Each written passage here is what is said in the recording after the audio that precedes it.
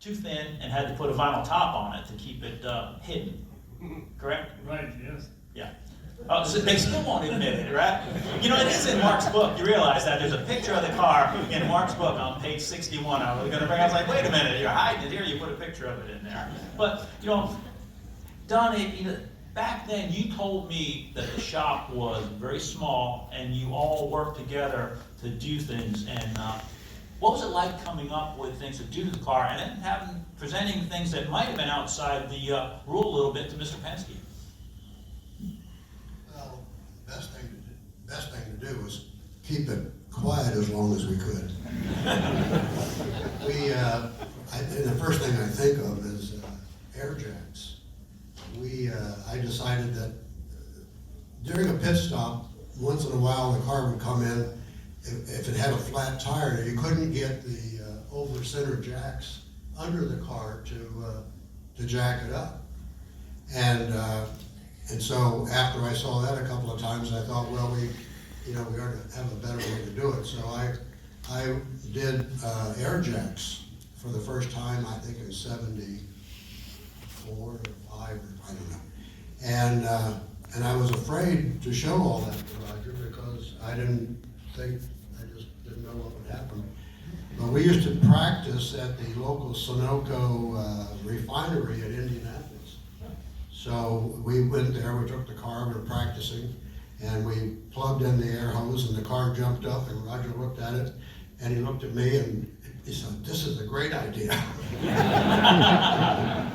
And it turns out that was the start of air jacks on racing cars. Now I found out years later, to go back to your point, that somebody had tried it years before, just like we did, camber and rear axles years before. Yeah. But then somebody else reinvents it, and the next time it works. And so, all cars have air jacks now. I want to talk about one little story real quick. Woody talked about the 91710 and the 91730, the Porsche, with 1,000 horsepower.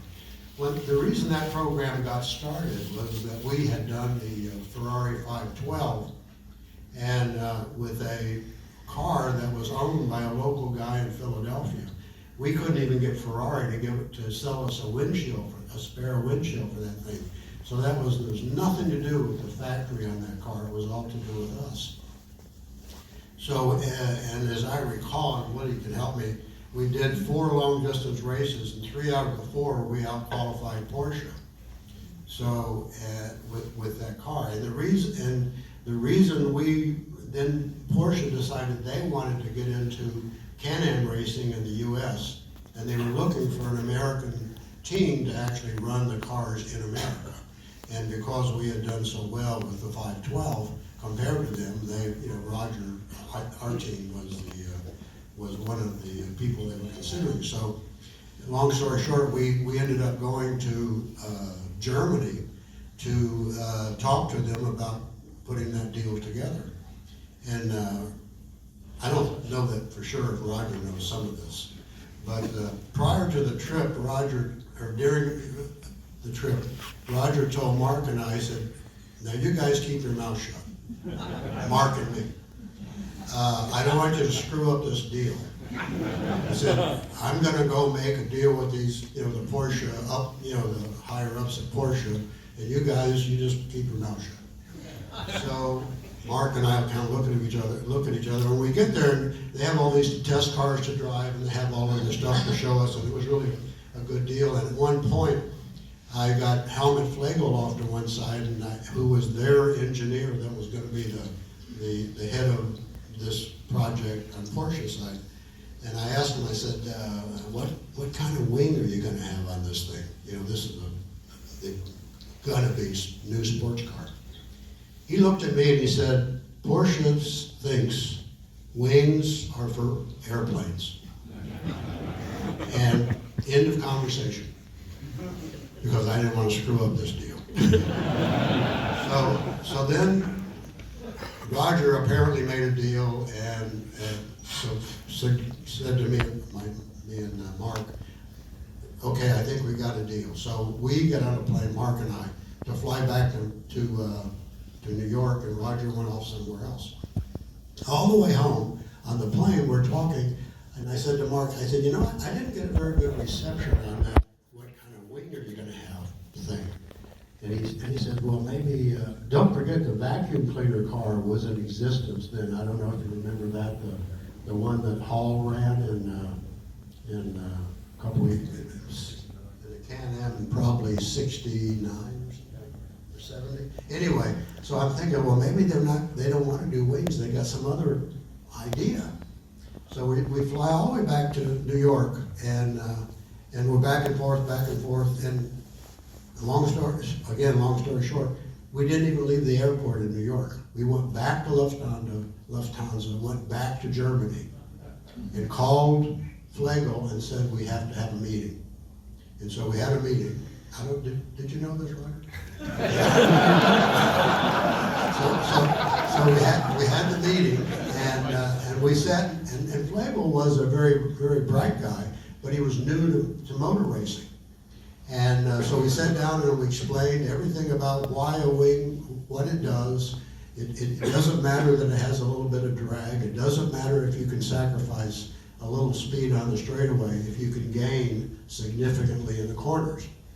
And so you could see him, coming right up to speed really quickly. And he says, okay, I will talk to the higher ups. And about a week later, we got a response on a telex machine. I don't know if you remember those little clickety-clack things. And it said, we will have wings. So that was, it all ended well, but it was funny how it all started. Well, I want to ask you about a little wing thing that you made on McLaren one time that got exciting. But before we go too far, and it's here, just so you know, on the field being assembled is the fuel rig. And with the three of you sitting together now, again, we want to hear all of the stories about the fuel rig, because it wasn't just the height, and there were a lot of things. I mean, dry ice packed around it. You had slide valves instead of ball valves, but they'd say Mark could come in, hit it, count to 3,000 and leave, put 30 gallons of fuel in a Trans Am car in 3 seconds. Well, he doesn't count to 3,000, he'd still be sitting there now. No, 1,000. I mean, I'm a NASCAR guy. Come on, So things just work like this. At one point, we were trying to do faster pit stops, and so Mark and I don't know, Roger said, well, how do we do faster pit stops? And I said, well, we could put the refueling rig up higher, that would, fuel would flow faster. The same way, you go to a local little town and they've got the local water utility has a water tank. And where do they put it? They put it on the top of the hill, and they put it up really high with a big ball at the top. So most of the water's at the top. And then you have more pressure for all the people down below to have water flow. It's really straightforward. And so I said, well, just put the thing up higher. And so Mark, I think, went to Sunoco and said, we want a higher refueling tank. And look what we got, 20 feet high. And the massive stuff on the dry ice to keep. Well, that was another story. I didn't have anything to do with that. That was Roger and Mark or somebody. They used to pack dry ice around the fuel tank, the refueling tank, and that made the fuel more dense, and so it would flow more fuel in the same amount of time than if it wasn't cooled. But with the 20-foot high refueling rig, I don't think, we only got to use that about 4 times before they outlawed it. But with that refueling rig, literally what we did, we had a great huge hose and a great huge valve and open it up with a big slide so the cheap mechanic type would slam it into the fuel cell of the car, which was down through the trunk on the lid on the Camaros. And Mark would come in, stop, slam the fuel in, Count to 3,000. Count to 3. Count to 3, and he would leave. He would just jump on the gas and leave.